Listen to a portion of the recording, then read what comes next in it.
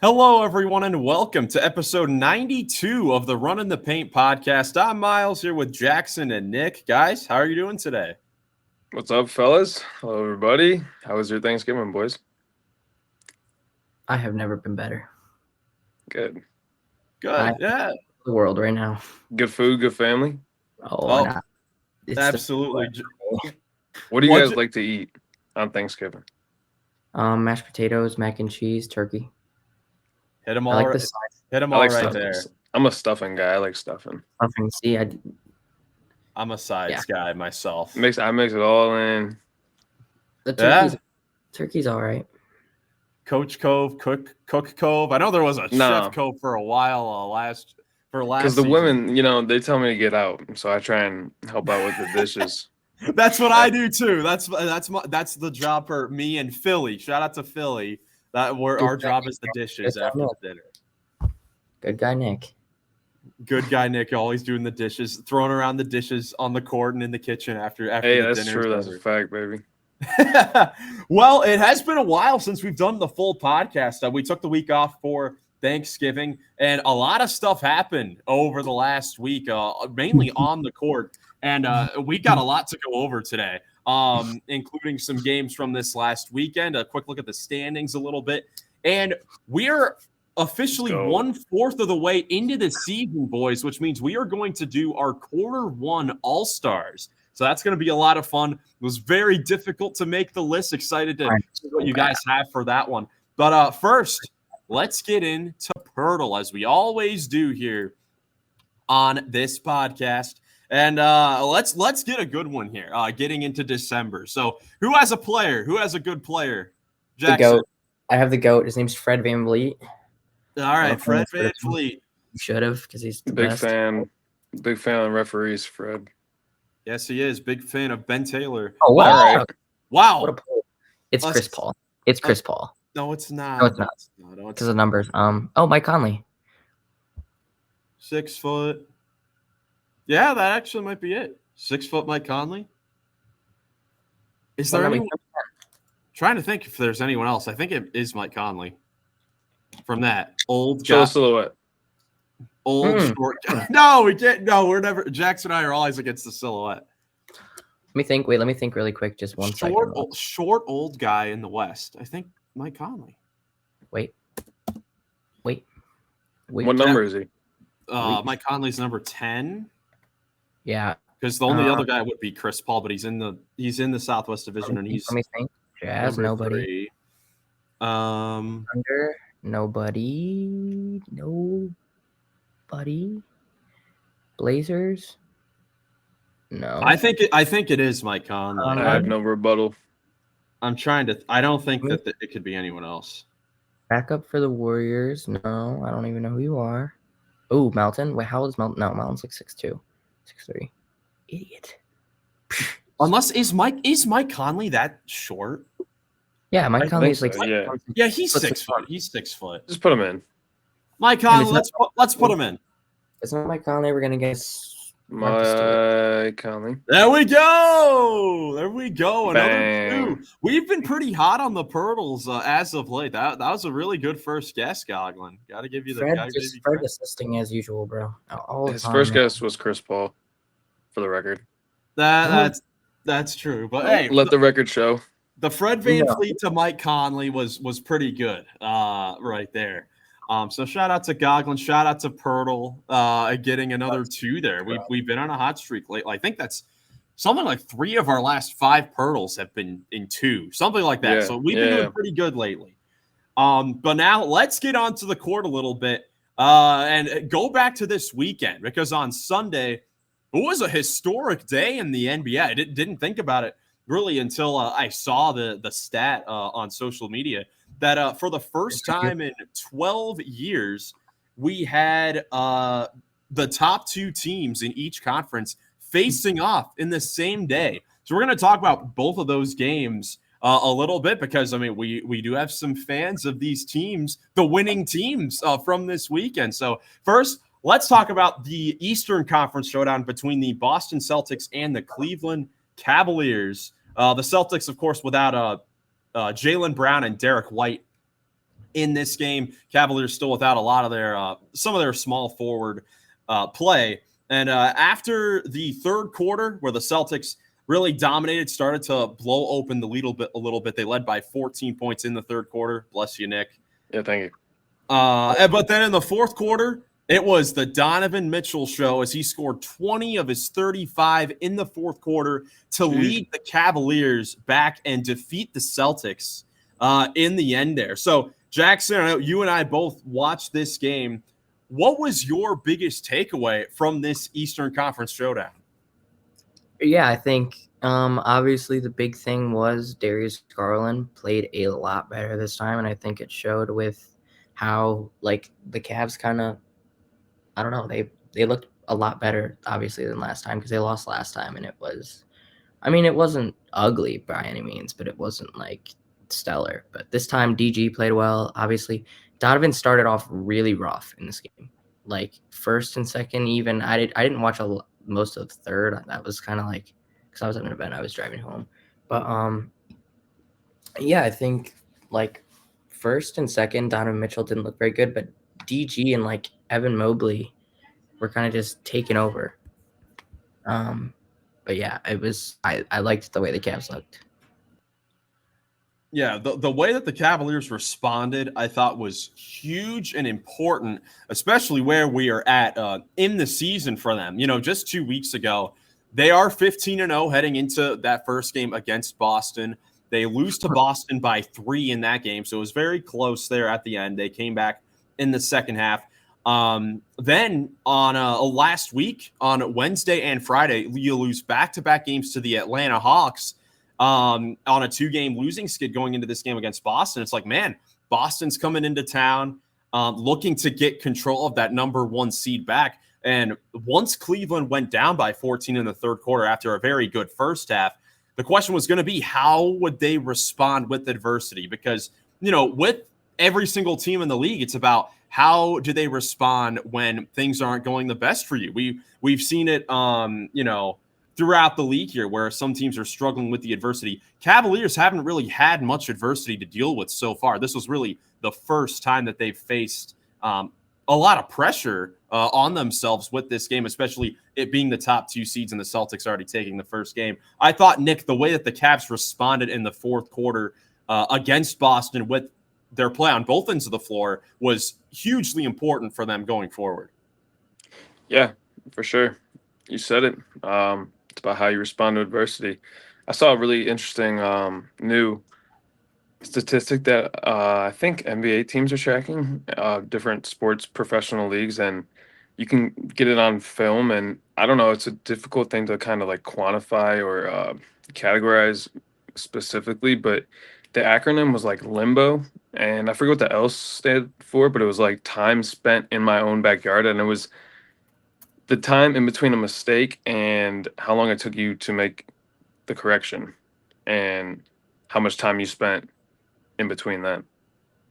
Interesting. I just looked it up. So this looks like it's a JJ Redick term, and I've heard him use this term before in his podcast, where he emphasizes a lot how players should avoid getting stuck in limbo, which is kind of what you're talking about when a player doesn't get back down on the floor. Really, those effort plays and doesn't show those effort plays. That's kind of what a limbo is there.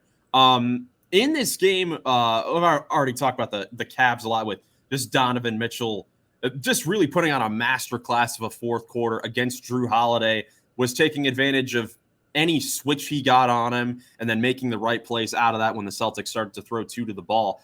The Celtics really didn't adjust that much in the fourth quarter. In this fourth quarter, it was a whole lot of ugly, slow isolation possessions where they just tried to get Darius Garland on Jason Tatum or Kristaps Porzingis in the post, which obviously makes a lot of sense. You're going to try to go at Darius Garland defensively. But Garland did a very solid job defensively, making some things difficult. I think that's a huge takeaway from this one, Jackson.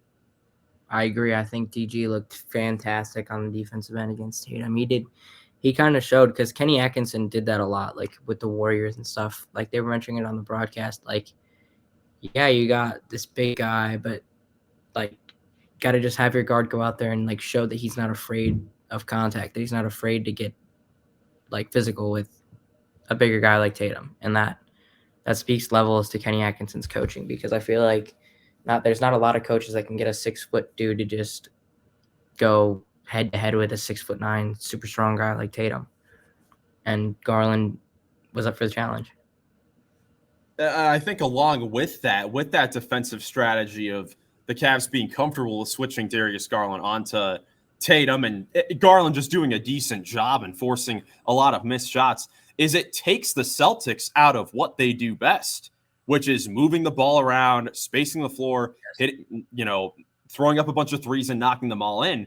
In this game, the Cavs were able to kind of even out the Celtics from the three-point line. They each made 17 threes in the game. The Celtics took 13 more threes, nearly at 50 attempts, which is their season average. But that defensive piece of Garland switching and forcing Boston into those isolation possessions, taking the Celtics out of what they do best.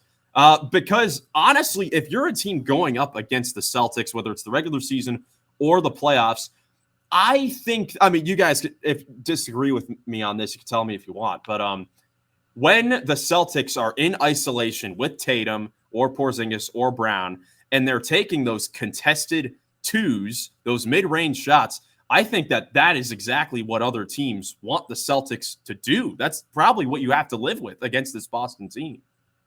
Oh, yeah, 100%. I agree. Yeah.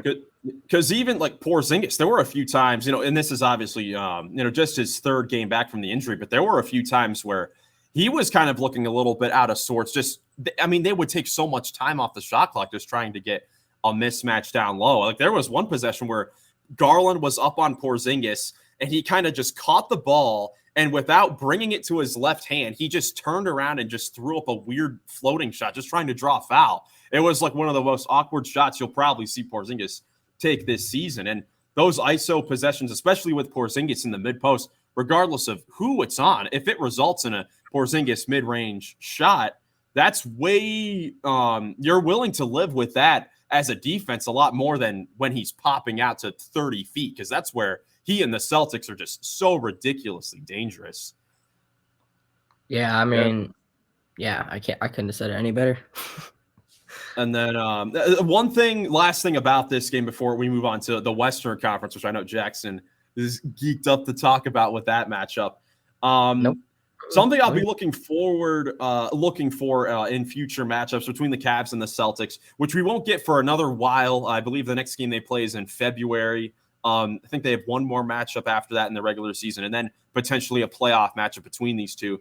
Is Porzingis' addition to this Celtics lineup really threw Evan Mobley and Jarrett off a little bit on the offensive end. And really the whole Cavs guards. I mean, for about 3 quarters, the Cavaliers weren't getting a whole lot of quality looks right at the basket when Porzingis was at the rim protecting shots, just because it's a whole nother monster when you have a 7'3" guy that can protect the rim and defend shots. Luckily, the Cavs were able to knock down a whole bunch of threes, so they were able to stay with it on that end with the Celtics. But the rim pressure is going to be something to watch for with the bigs in particular going forward with these matchups. Yeah, I think luckily for the Cavs, I mean, I don't know. I feel like an off night for Evan Mobley and Jared Allen. I mean, I think that won't happen in the future once they're more used to Porzingis and stuff, because even the Cavs assistant, I think it was an assistant coach said it yesterday, or said it when they played, that like he was asked like how did they adjust to Porzingis, and he was like, he said it's more of an adjustment on the offensive end than at the defensive end, because Porzingis is just such a good defender. Like he's honestly one of the most underrated defenders in the league if you think about it, because people don't really talk about him as a defender. That's very true. That's very true. Like even and he's improved a lot on that end too, because he wasn't that big of a defensive presence in Dallas. The last time before Boston, where he was really on a team where they were trying to compete. It's harder to play defense next to Luka too. The defensive culture at that time was not the best in Dallas, but either way, enormous victory for the Cavaliers.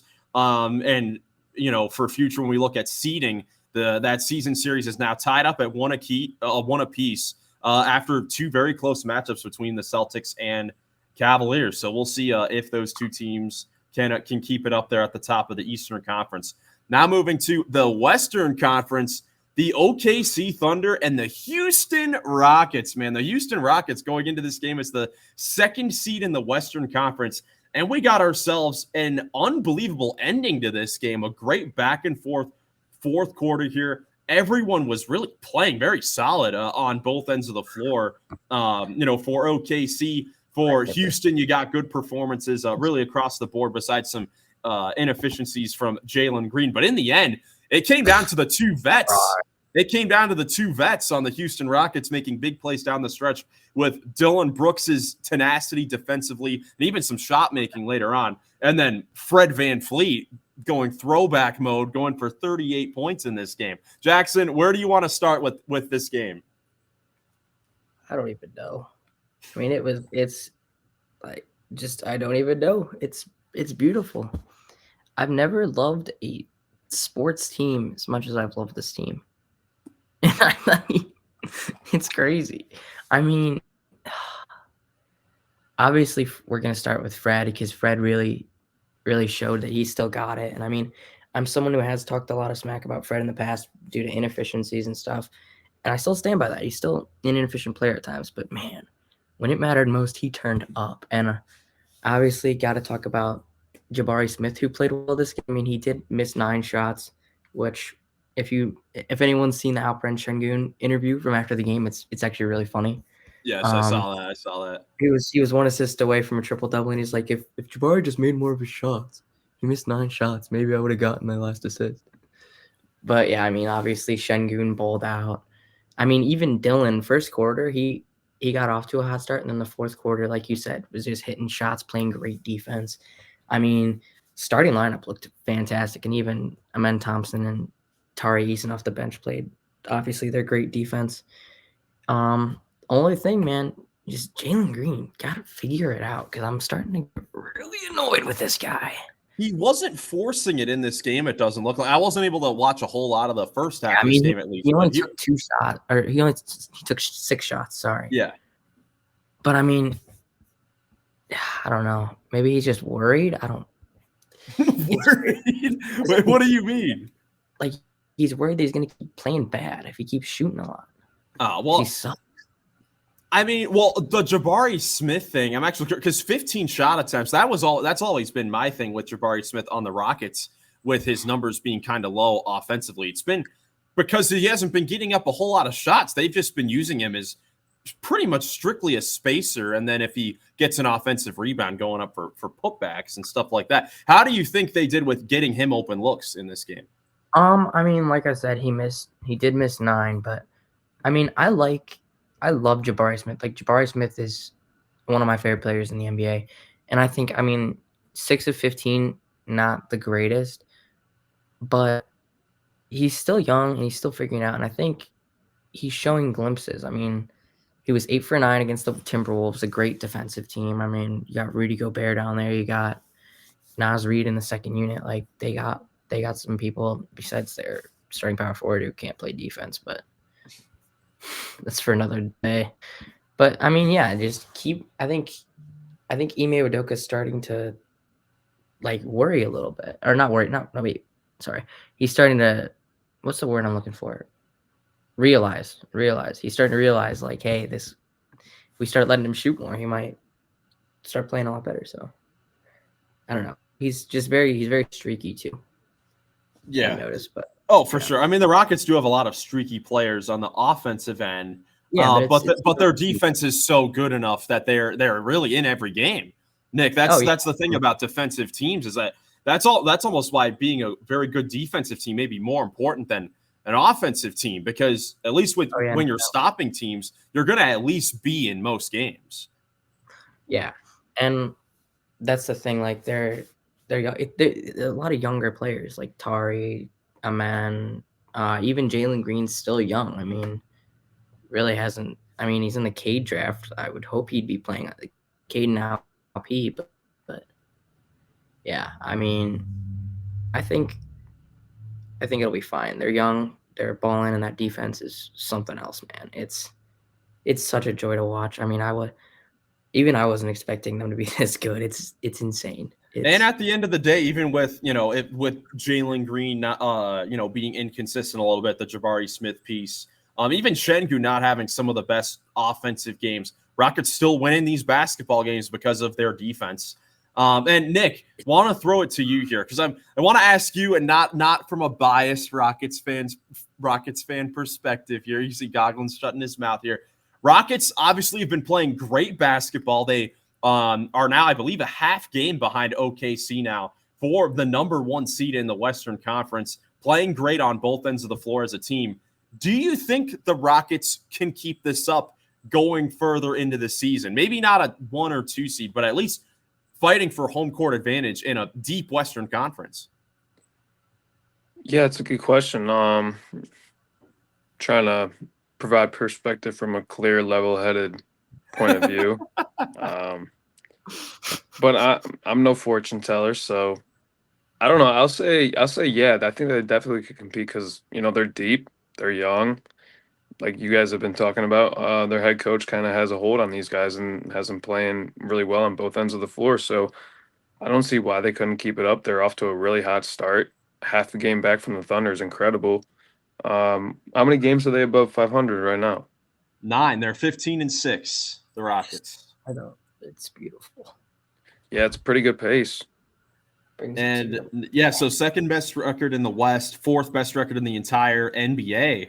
And they've just been really good. Very, very impressive so far for the Houston Rockets. Also love to see at the end of this game, just the scrappy plays made by both teams at the end. A couple jump balls, one of them with Shea and Dylan Brooks, the 2 Canadian teammates.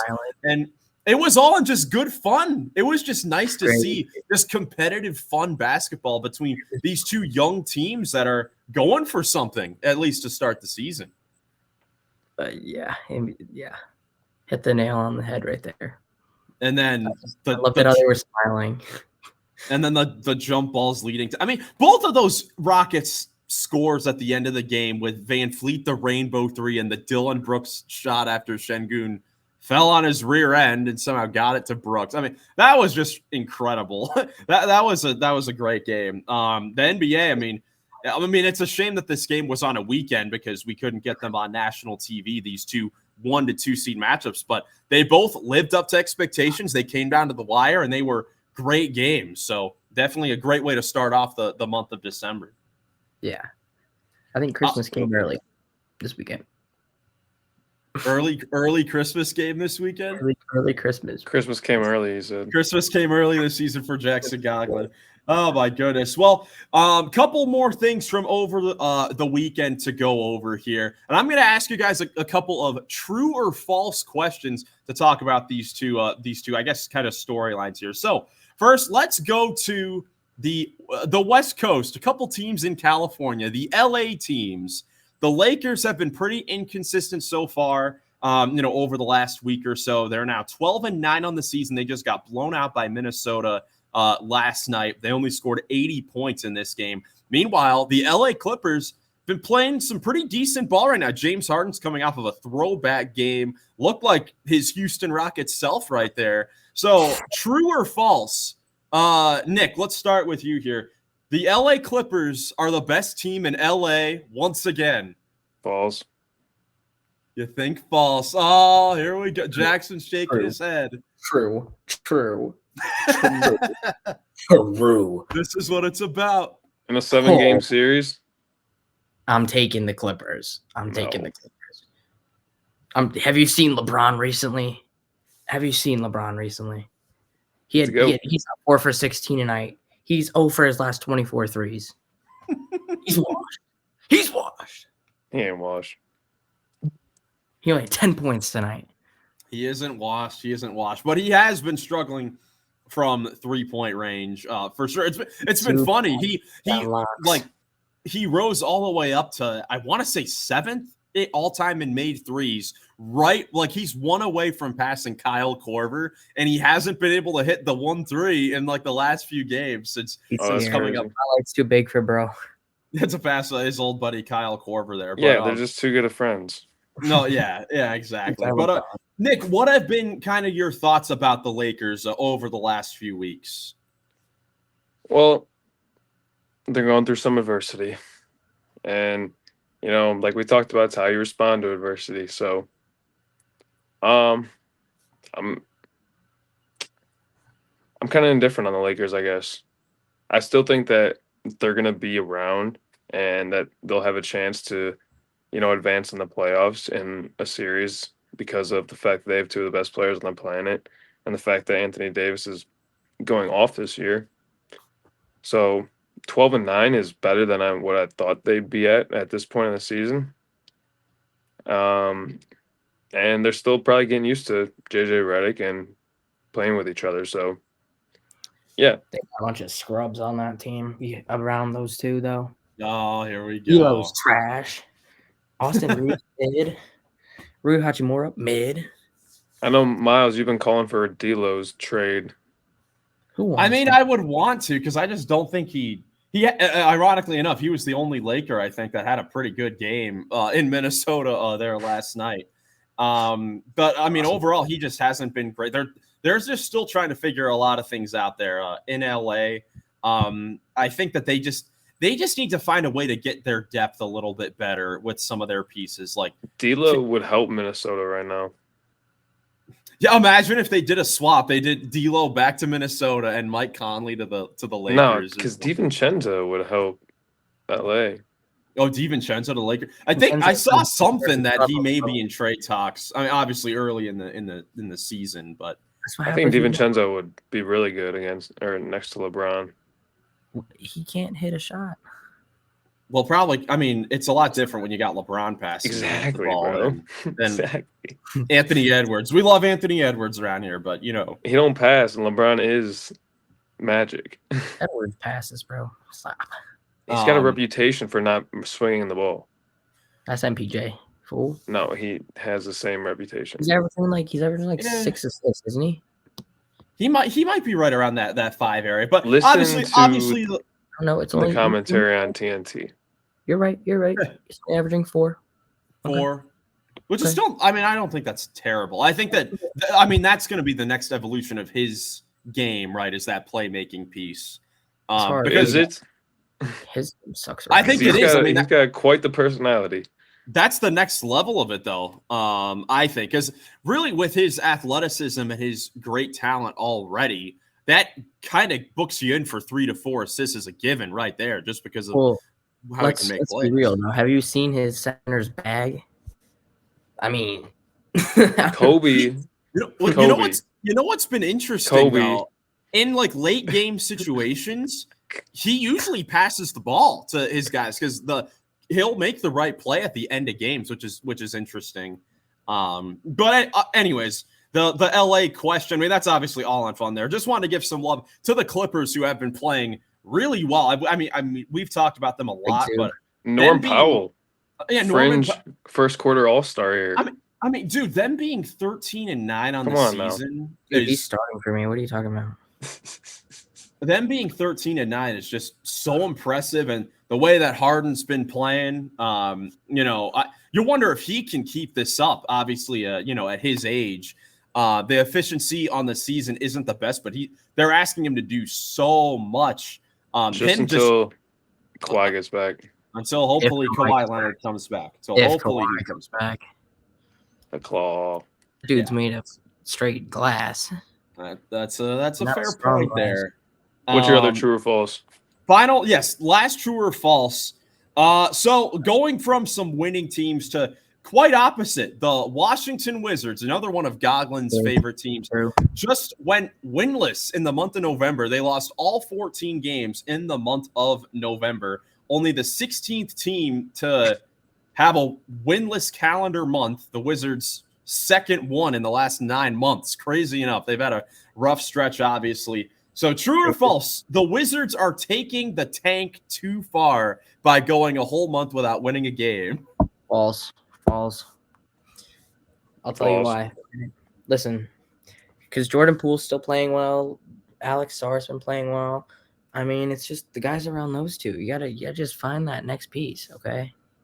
Once they find the next piece, it's over for the league. I don't think you can tank too hard in this day and age. True. It's fair enough, especially with this draft. Exactly. Yeah, I agree. I think it's more important how your players are playing than the wins, but kind of would want to see them win a game. It's crazy to think. I mean, both of their wins came against the Atlanta Hawks. Well, you know where they're playing tonight? They're playing Cleveland, so they're losing another game by a bunch, probably. Well, we'll see.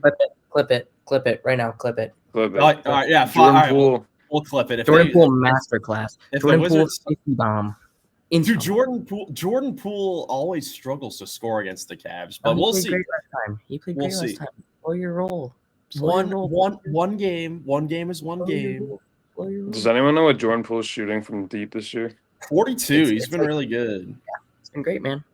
He has been really good, and then Bilal's been one of the more improved players. He's been so impressive this season. So with his who defense. said Jordan Poole was going to be back this year? Oh, was it me? The prediction god? Well, it's hard to be more down than he was last year. So should Jordan Poole be averaging more assists than AE? Should Jordan Poole? Yeah, because Jordan Poole passes. He's on the Wizards. Yep. I don't understand what's so funny about that. He's got Corey Kispert. That dude does not miss. I've never seen Corey Kispert miss a shot. Corey Kispert. That's fair. Five assists. I don't know. I mean, I don't know. I think Jordan Poole is a better playmaker.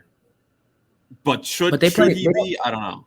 The Wolves don't play a lot of pick and roll with Ant. The Wizards play a lot of pick and roll. Not a lot, but like a decent amount of pick and roll with Jordan Poole. Yeah, it's two different styles of play. I mean, yeah, Anthony Edwards has to play. Anthony Edwards has to play more isolation for sure. Yeah, so. I watch the Wizards religiously, so back off. Which is something else. But now let's get into the nitty gritty here. Our quarter one All-Stars, man. Did you say gritty?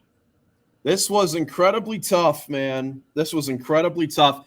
Now 20 games into the season, so we have made our All-Star ballots. And for me, this is just if the All-Star game were to be like tomorrow, these are the guys who are making it. So there are some injured guys on here.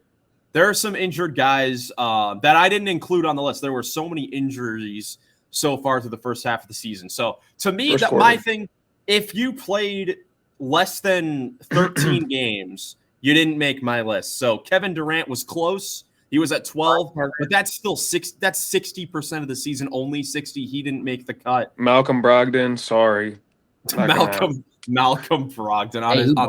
He balled out yesterday. On the beloved Wizards. But yeah, almost with all these guys injured, almost made it a little easier because it would have been impossible with all these guys in there. Obviously, guys like Paolo, Ja Morant, Maxey, Chet Holmgren, Zion, Joel Embiid. Yes, he said it. But yeah, so we formulated this just like the actual All-Star rosters are. So we've got a starting lineup with 2 guards and 3 forwards, and then 7 reserves with 2 guards, 3 forwards, and 2 wild card spots. That can be any position, doesn't matter. What conference do we want to start with? East. The East. All right, we'll start with the Eastern Conference here. Just a fair warning, my list is perfect. Just saying. All right, here we go. All right, we'll find that out shortly. The comments can let you know. Well, Jackson, with your perfect list, let's throw out. Let's see your starting backcourt in the East. Okay, wait. Okay, yeah. So I think this is like I think this is easy. I've won. Obviously, Donovan Mitchell, best player on the best team, and he's just been amazing. I mean, especially in that Boston game, and then LaMelo Ball has been insane. LaMelo Ball's been ridiculous. Like it's looking like the Peter Griffin meme where he's like shooting sideways. That's all right now. He's doing whatever he wants out there, and I'm enjoying it. I've been a little bit of a hater of LaMelo in the past just because of health, but man, healthy LaMelo, that boy's cold. He's cold, and he definitely deserves to be starting in this Eastern Conference. I mean, he's the only thing keeping. What's their face? The Charlotte Hornets.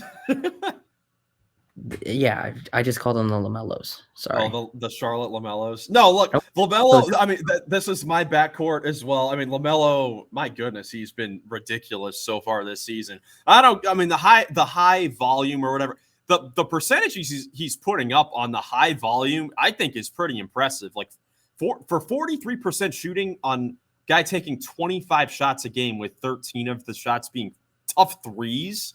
It's crazy what he's been able to do, and it's been fun. He's really putting up like 31 points per game, playing just like he was like in high school. It's ridiculous, but it's working in the NBA. It's ridiculously fun to watch. It is. That's what I'd call it, fun. And then Donovan Mitchell, obviously, numbers a little down, but the team's success, I mean, speaks for itself. I've got we'll see how many Cavs even make it for the rest of us. I think that's a topic of conversation going forward. So LaMelo Ball, Donovan Mitchell are starting backcourt. I'm impressed that we all agreed on that. I wasn't sure if we all would have that, but Nick, how about the starting front court? Now, to me, this was easy. This was an easy lock for these top three guys, but who do you have? Jason Tatum, Giannis Antetokounmpo, Karl Anthony Towns. There we go. Yeah, it's easy. Yeah, next. I mean, next. I was just gonna say about LaMelo real quick that like I don't know why people keep doubting him. People also shouldn't be surprised that he's doing what he's doing because he's consistently shown it since he's been in high school, like you said. First year in the league, rookie of the year. Second year an all-star in 75 games. He got hurt. The last 2 years only played a handful of games, like in the under 40 games both years. And then this year, 31-7. Yeah, it's really just the ankles. Really just those ankles. That's the only reason I've ever hated, man. I like LaMelo. I think he's hilarious. But even just like getting credit. Yeah, credit-wise, yeah, he deserves a lot of credit for just his on-court play. And I think the Hornets are a fun team. One thing I will say is I hope that they can start to rack up some wins and get up in the standings a little bit, because if LaMelo keeps playing like this, I feel like the NBA is going to try to, not the NBA, but like the media is going to try to force him out of Charlotte into a big name market. And I think obviously being a Cavs fan in Cleveland, I love seeing small markets get their shine. And I would hate for LaMelo to have to go to a high market when, I mean, it's just so fun in Charlotte. Dude, he'd look really good in Rockets red, by the way. Oh my goodness, brother, here we go. But all right, we got our starters. Yeah, we got our starters. The front court, Tatum and Giannis have been awesome. Cat being the 5. The defense has obviously been a question, but offensively, I think you could make the case that this is the best offensive season of his career so far, with the efficiency and all he's been able to do on that end of the floor. Like, what are his numbers? He's putting up 25 points and 13 rebounds a game on 53% from the field and 45.5 from 3. I mean, he's been awesome offensively. Yeah, he's the only one out there to get any rebounds for the Knicks. He's a pretty good basketball player, man. Sorry if we talked over each other, but he's the only one out there to get any rebounds for the Knicks. Yeah, because he's their main big. You have Josh Hart. It's Josh Hart being their next best rebounder there. But now let's get into the reserves a little bit. So I'll start with my first 2 guards here. So I guess the only other guard I was thinking to put in the starting lineup besides LaMelo and Donovan Mitchell was Jalen Brunson, also a New York Knick. But he obviously makes it reserve. Started off the season a little bit slow, but has definitely picked it up over the last few and is having another great season efficiency-wise and leading them offensively. And then my second guard, my other wild cards, I have a guard in there. But Damian Lillard is my other guard. Damian Lillard's my other guard. He's been awesome. And the Milwaukee Bucks over the last few weeks with this easier schedule been playing a lot better. So I know they had a awful start, worse than any of us could have expected, but I'm more than comfortable putting in 2 Milwaukee Bucks players. I'm beginning to think we're going to have identical Eastern Conference rosters. Yeah, I'm looking at the forwards and the wild cards. I think the wild cards and maybe that last forward spot is where we could have some differences. So no, I think we're all going to have the same. Well, all right, we'll see. We'll see. Nick, you want to give us your forwards? Yeah, Jackson, did you have something to say about Dame or JB? No, I mean, they've been hooping. I thought you were on the verge of saying something. No, I'm about getting ready to say agree with all your players. Okay, so my 3 forwards are Franz Wagner, Bang, Sir. Jaylen Brown, bang. and RJ Barrett. Okay, so you ruined it. So there's the first difference. So before we get to the last forward, Franz Wagner. Damn it. Dude, I forget. Dude, what Franz Wagner has been doing for the Orlando Magic since Paolo has gone out. I mean, dude, they're comfortably not comfortably, but they are the 3rd seed in the East. Or I guess you could say comfortably. I mean, they're 2 games ahead of the next thinking team. about starting him. It was between He's him not and undeserving. Yeah, I mean, he's definitely he was when I first was typing out this list, the first reserve spot for me was Franz Wagner. RJ has 24, 6, and 6. Yeah, RJ's been pretty good. But Mobley. Yeah, Mobley's my other 4. How many games is RJ? I forgot you guys were homers. Bro, my favorite team is in the West. Chill. I forgot you guys. Hey, blood. Hey, blood. You see this? Yeah. Back off. 17 and 9.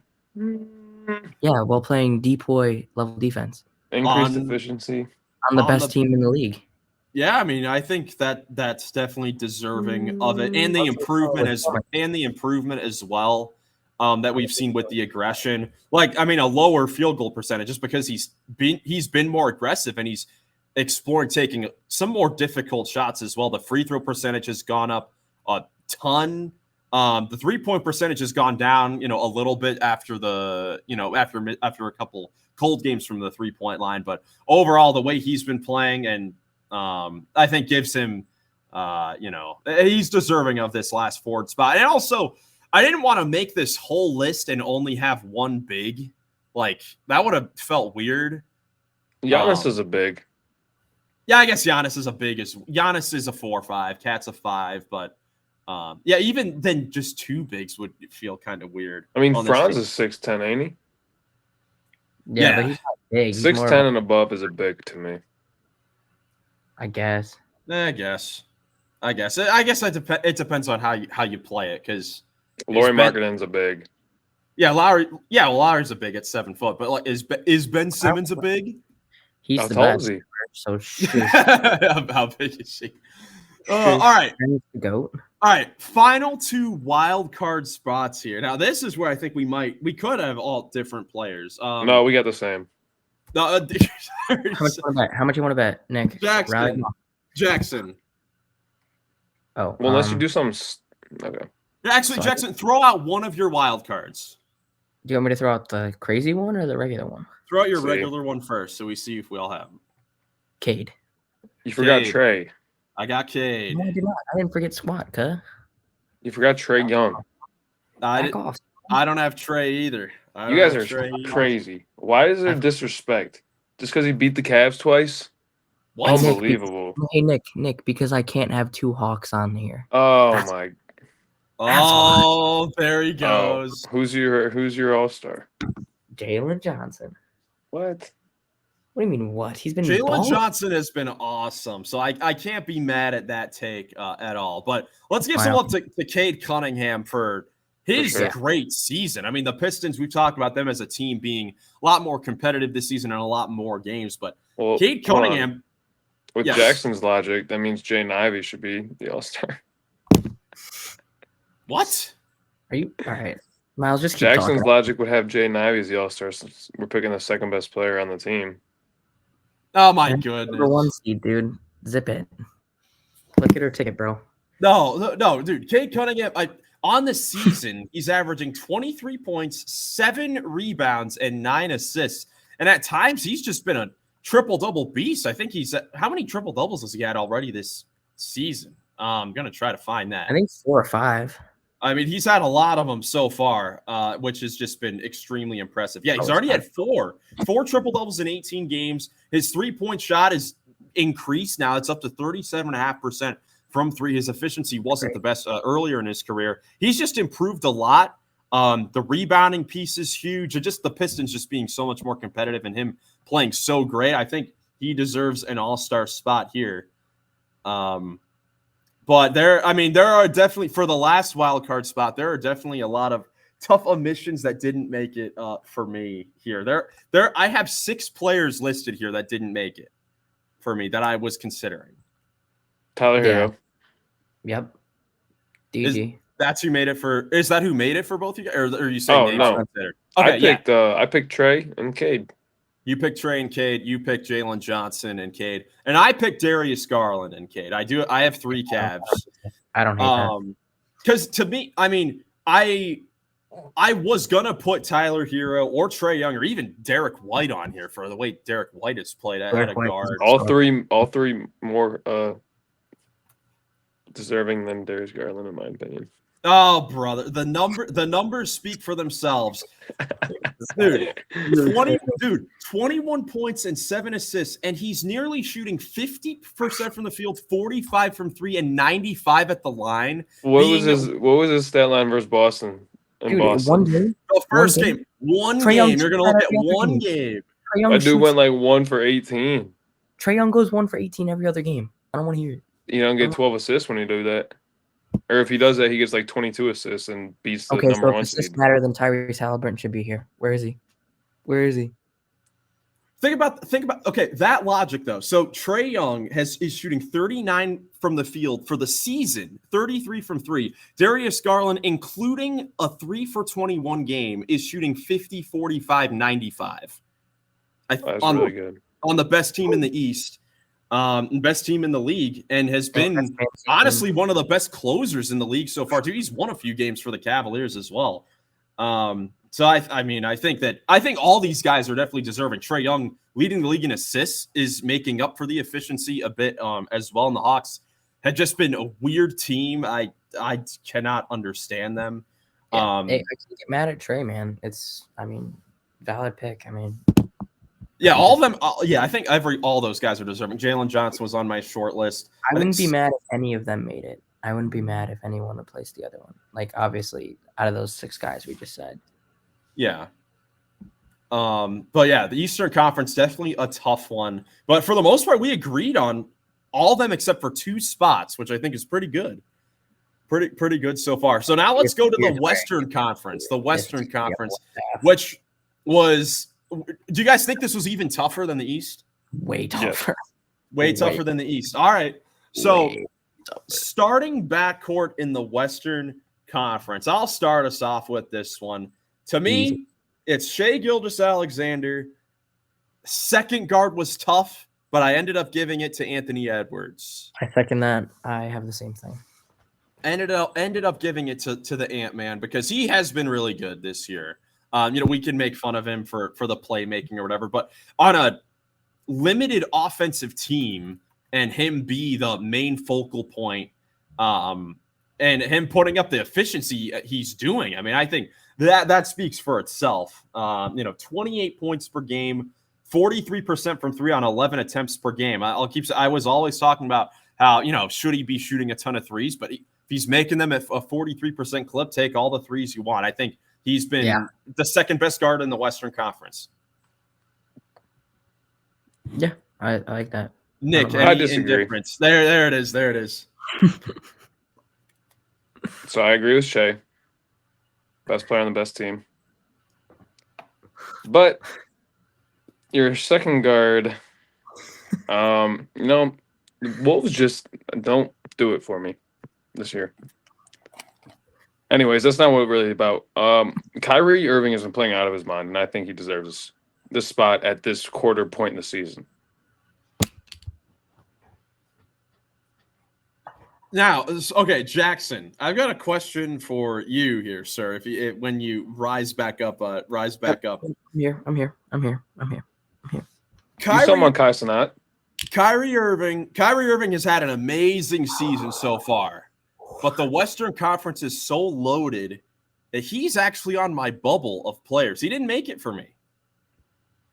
He didn't make it for me. Jackson, did he? He was my last player. He was your last player. So it was close. It was super close with Kyrie Irving. And he's had a fantastic season. He's been great. He's having a Kyrie Irving season. I mean, can't really complain, but I can't justify him over Luka, even in the starting lineup. Well, Luka hasn't been there. But when he has, he's still Luka. I mean, he's played what, 15 games? I think. Yeah, he's played. Yeah, 15 games? Yeah, he's played 15 games. He's still putting up 28, 8 and 8. I haven't been a huge fan of his, season so far, but I would give him the nod over Kyrie. I think he's still 100% their best player. I think they both deserve it, honestly. I think they both deserve it too. It's just so tough. And going into a little later, there have been so many solid teams in the West. I wanted to try to give some more teams some representation. So I don't know. I agree with that. I tried to give a lot of the higher seeded guys some All right, love. well, hold on, because my argument is that Luka takes 4 more shots than Kyrie, and he only averages like 3 less points. Are you 3 more points? Yeah, but you got to look at the playmaking. Like Luka's playmaking is what sets him apart. His rebounding, defense. It's a wash for both. It's a wash for both in the regular season. It's a wash. That's fair. And I mean, if you ask any team in the league and any opposing coaches, it's still Luka number 1 on the scouting report, and then Kyrie Irving, and then PJ Washington. That's probably accurate. That is probably accurate. Right now with the way that he's PJ Washington fan. My bad. With the way he's been playing. But anyways, that's certainly a tough one. Let us know in the comments your starting backcourt in the West, because I think that's certainly a tough one. Now going to the front court here, Jackson. Who's your front court in the Western Conference? So obviously there's 2 just ultra mega locks. It's that one guy from the Nuggets, Nikola, I think his name is, and Anthony Davis. Yep. They've been fantastic. And then the third, man, it's that freak. The freak from the Spurs. In year two. He's actually like insane. I've never seen anything like it. It's actually like freaky. I think he came on a UFO, guys. He came on a UFO. Dude, he's been playing so well. He's been playing so well recently that he made the starting 5 for me too. I got the same 3. I mean, just defensively, offensively, he's up to 35% from behind the arc. It's insane. Chris Paul has helped with his development so much this year. Got to give a shout out to Chris Paul. He might, if Wemby goes to the All-Star game, Chris Paul might have to just join him as a +1 on the court at all times. Just kidding, but yeah, it's been special to see. He's a once in a generation for sure, and I'm excited to see how his career pans out. Nick, did you have a different? Vic, Jokic, and AD. Is that your 3? Front court. There we go. All right. We could all agree on those ones. So now let's go to the reserves here. We'll start with the guards once again. So I already said it. I have Luka, as a reserve guard there, for the All-Stars. And then Same. My lock. I was between Anthony Edwards and this guy for this starting guard spot. And honestly, there are 2 teams that are kind of in similar spots right now: the Timberwolves and the Sacramento Kings. But De'Aaron Fox has been so amazing. His uptick in scoring and all the crazy performances he's been having. I think he's a lock right now to be an All-Star. Yep, he's on my list. And I know, Jackson, the tough thing is, do multiple Kings make it? To me, no. De'Aaron Fox is the only King I have making the All-Star game because of they're 9-12 right now. They're 3 games below 500.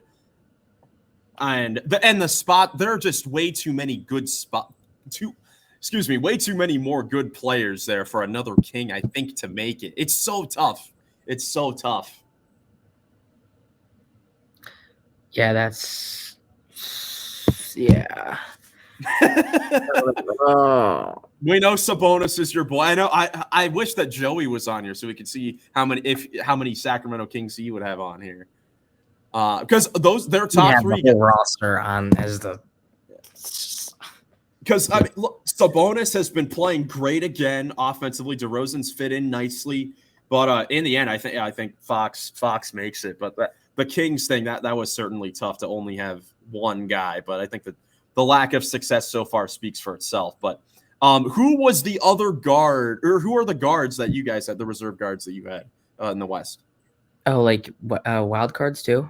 Can I? Well, who are your two just guards? Your two reserve guards. Luka and I had Steph, dude. I mean, they're still the fourth seed. And he's still their best player. I mean, I don't know. He's still Steph Curry. Yeah, he was one of my wild cards. My next two were Luka and AE.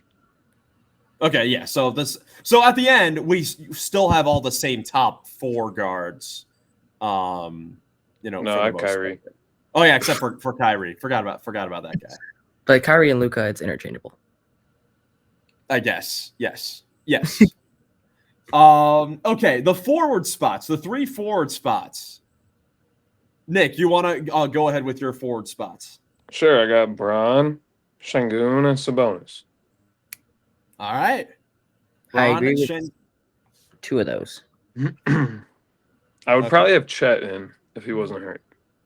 Yeah, if he wasn't hurt. So as I already said, I don't have Sabonis in, but I do have LeBron and I do have LP, baby, for the Houston Rockets. Me too. He's just the greatest human of all time. I love him. So this last forward spot. This was tough across the board. I ended up giving it to J-Dub, Jalen Williams from the Thunder. He's my reserve forward. He's been otherworldly. I mean, defensively. Sorry, I don't want to interrupt you. Here, you go. No. Go ahead. Go ahead. You'll say. I mean, he's been the second best player on this Thunder team, especially with Chet out. Him playing the 5, he's been playing fantastic on the defensive end. I mean, he realistically, if Depoy voting happened today, he'd be in heavy consideration because he's just been that good defensively as a 5. It's been a treat. I love J-Dub. Hopefully, what is it, C-Dub? We're going to call him C-Dub. Hopefully, he'll be good for the Jazz soon. C-Dub? Oh, C-Dub. Yeah, hopefully, Nick's boy Cody can play a little bit better there. But no, J-Dub, my goodness. I mean, Jackson, you said it all right there. I mean, my prediction heading into this season was that he would be a first-time All-Star, but I did not think that it would be because of him playing center for multiple games and the Thunder not allowing like 100 points in, I think, basically all those games except maybe like a loss to Dallas or something like that. But no, the way he's been performing on that end of the floor, specifically defensively, to help that team, plus another great efficient year for him on the offensive and going up to 21.5 points per game. Playmaking has been awesome. I mean, he's just been amazing, man. He's been awesome. I kid you not. I almost started this man over Vic. I did. I love J-Dub. I think he's been right up there with Shea in terms of value for that Thunder team. I'm not gonna lie. I'm just so happy for J-Dub. I'm so happy for the Thunder, even though they lost. It's okay. Even though they lost, yeah, they're now rivals once again. We might get an OKC Houston rivalry back in the mix of things now on the top of the Western Conference. But Nick, who are your remaining players? My two wild cards were Devin Booker and De'Aaron Fox. Yeah, that's fine. Fox definitely deserves to be in there, and then I crossed off Curry to put D-Book. Felt wrong, but was the right thing to do in the end. So my final guard. So a Devin Booker didn't end up making it for me. I wanted to. I am a Devin Booker fan, but what went against him for me was the stretch without Durant and Beal, and the Suns just not playing well and him not playing well in most of those games in that stretch where they needed him to kind of step up a little bit. If it wasn't for that stretch, the Suns would have a much better record, and they would have 2 All-Stars in because Devin Booker would have easily made it for me. But that stretch couldn't have him making it in there. So in the end, I gave it to another guy who is performing at a number 1 level so far, unexpectedly so. And that's a guy we were talking about before this segment, James Harden. James Harden is my last wild card spot for how he's played this season. I already mentioned the numbers a little bit before, and just really leading the Clippers up to where they are right now in the standings. So Steph Curry and James Harden are my 2 wild cards. I do not disagree. 2024, but yeah, I mean, I don't hate it. Not at all. I also have De'Aaron Fox as a wild card. And then this might come as a shock to you guys, but my second wild card is Jaren Jackson Jr. Oh, okay. I like it.